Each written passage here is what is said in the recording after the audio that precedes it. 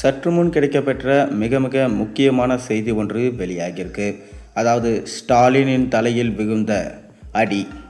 அதாவது ராசிபுரம் தொகுதியில் பிரச்சாரம் செய்த எதிர்க்கட்சி தலைவர் எடப்பாடி பழனிசாமி திமுகவை மிக கடுமையாக விமர்சித்து பேசினார்.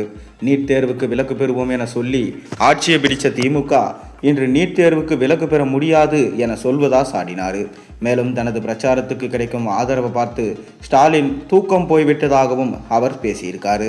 தமிழ்நாட்டில் அடுத்த ஆண்டு தான் சட்டசபை தேர்தல் என்றாலும் இப்போதே அனைத்து அரசியல் கட்சிகளும் தங்கள் பிரச்சாரத்தை ஆரம்பிச்சிட்டாங்க.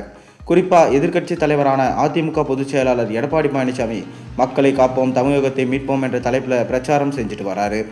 தமிழ்நாடு முழுக்க தொகுதி வாரியாக செல்லும் எடப்பாடி பழனிசாமி தீவிர பிரச்சாரத்தை முன்னெடுத்துட்டு வராரு. அதன்படி இன்று அவர் நாமக்கல் மாவட்டம் ராசிபுரம் பகுதியில் பிரச்சாரம் செஞ்சார்.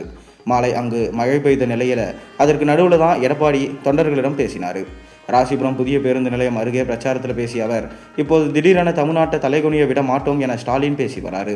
ஆனால் ஏற்கனவே திமுகவில் தமிழ்நாடு தலைகுனிந்து விட்டது. 2G ஸ்பெக்ட்ரம் ஊழல் அதை செய்து தமிழ்நாட்டையே திமுகவினர் தலைகுனிய வச்சாங்க. கண்ணுக்கே தெரியாத காற்றில் கூட ஊழல் செய்தவர்கள் திமுகவினர். அவர்கள் செய்த செயலால் தமிழ்நாடே தலைகுனிந்து நிற்குது. இந்தியாவில் எத்தனையோ மாநிலங்கள் உள்ளன. ஆனால் ஊழலுக்கான ஆட்சி கலைக்கப்பட்ட ஒரு அரசுனா அது தமிழ்நாடு அரசு, திமுக அரசு தான். மேலும் நீட் தேர்வு ரத்து செய்வோம் என்றார் ஸ்டாலின். ஆட்சிக்கு வந்ததும் முதல் கையெழுத்து என்றெல்லாம் சொன்னார். நீட் தேர்வு ரத்து செய்தாரா? இப்போது கேட்டால் எங்களால் எதுவும் செய்ய முடியாது என்று சொல்கிறார். நீதிமன்றத்தை காட்டி கை வைக்கிறாரு. இதை தான் நாங்களும் சொன்னோம். அப்போது பொய் வாக்குறுதியை சொன்ன திமுக இன்று அம்பலப்பட்டு நிற்குது.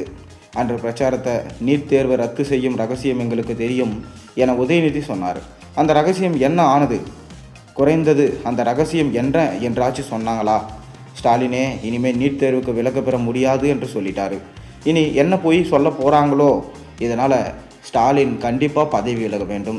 இப்போதே தேர்தலுக்கு முன்பே ராஜினாமா செய்துவிட்டு போய்விட்டால் அவர் தலையாவது தப்பிக்கும் என எடப்பாடி பழனிசாமி சொல்லியிருக்காரு. கண்டிப்பாக நாங்கள் ஆட்சிக்கு வந்தால் ஸ்டாலினின் ஊழலை வெளிப்படுத்துவோம், அவரை கண்டிப்பாக கைது செய்யும் நடவடிக்கைக்கு ஏற்படுத்துவோம் என எடப்பாடி பழனிசாமி ஆவேசமாக பேசியிருக்காரு. இந்த பேச்சை கேட்டு ஸ்டாலின் அவர்களுக்கு தலையில் இடி விழுந்தது போல ஆகிடுச்சான். எப்படியாச்சும் இந்த வருகிற சட்டமன்ற தேர்தலில் 200 தொகுதிகளை பிடிக்க வேண்டும், மீண்டும் முதலமைச்சராக அமர வேண்டும் என ஸ்டாலின் ஒவ்வொரு நாளும் அயராது உயர்த்து கொண்டிருக்கிறார். அவரது கனவு கடைசியில் கனவாக தான் போகுமோ என்கின்ற பயம் அவருக்கு வந்துவிட்டது. நீங்கள் என்ன நினைக்கிறீங்க? உங்கள் கருத்துக்களை மறக்காமல் கீழே கமெண்ட்டில் சொல்லுங்கள்.